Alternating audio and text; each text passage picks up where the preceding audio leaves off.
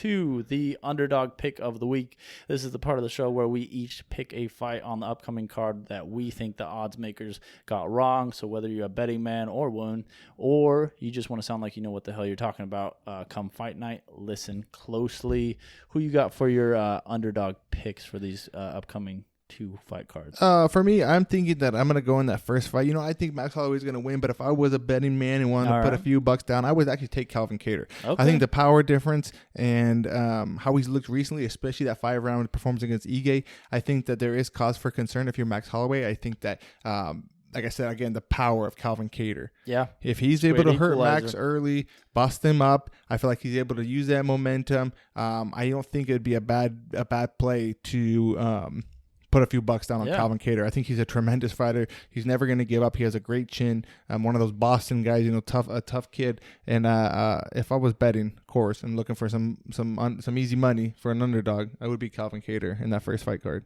Okay. All right. Well, what's your second fight card pick? In the second one, if I had to pick an underdog in the second fight, I would say it would be who did I say? Oh yeah, Roxanne Modafferi. She's a massive favorite. I didn't add the odds in that first fight. The first fight, Calvin Kattar's coming in at a plus 130. Max Holloway minus 150. So it's not a big underdog. It's actually a pretty close fight. But if you really want to make some money, you might want to take that Roxanne Modafferi. She's plus 280 right now. Viviana Rojo's coming off at a minus 340. The only reason I say that because like I said, she's been big underdogs before when she had to fight Macy Barber. I think she was like a plus 400. Macy Barber was massive favorite when she had to fight Andrea Lee. Andrea Lee, I think, was minus 200, and then Shevchenko, I think, was around minus 200 as well. She won all those 3 fights.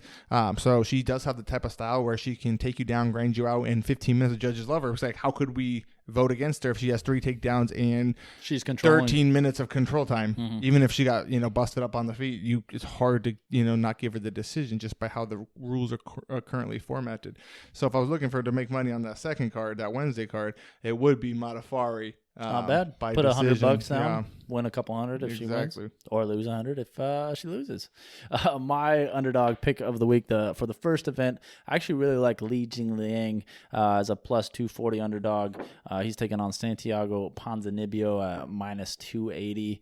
There's just that long layoff of Santiago Ponzinibbio. Has been out for 2 years. There's a lot of questions. He was injured. He had COVID. He had various other ailments, and there's a lot of questions on how he's going to look. So I like Li Jingliang, who has looked pretty good as of late.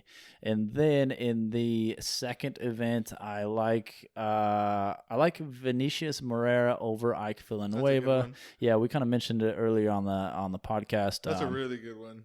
Moreira is a plus 115 underdog, so not a huge underdog there.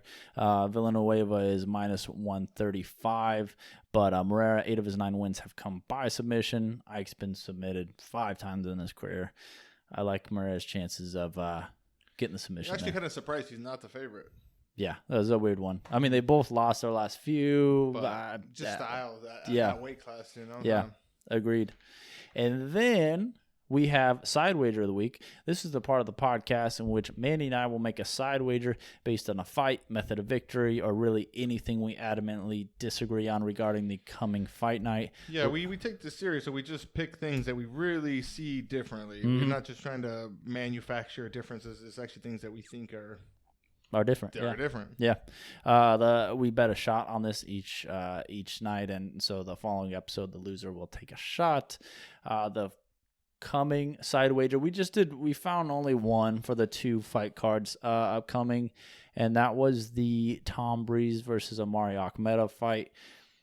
You think Tom Breeze wins? He's the favorite. Yeah, I think that he looked amazing against KB Bueller in his last fight out. Moraes and Sandhagen that fight night. He's obviously a guy that's had a lot of potential. People have been excited about him for forever. He's one of those guys that is a captain of that gym over there, and I believe it's England. And you always hear the stories about what a beast he is in the gym. And he hasn't just been able to realize that potential in the octagon. But how he looked in that fight, his body looked great, his mind looked great. He sounded great on the mic afterwards. Sounded like he was in a really great place.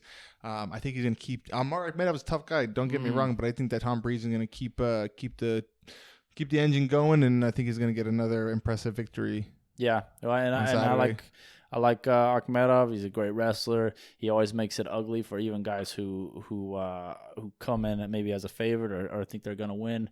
And he's just a tough guy to beat. I haven't seen him look terrible yet. And so, yeah, I like that one, even though he's a slight underdog. That's another one that's like a minus 100 or so. But we can go ahead and move on to fighter facts, and then we'll get the hell out of here.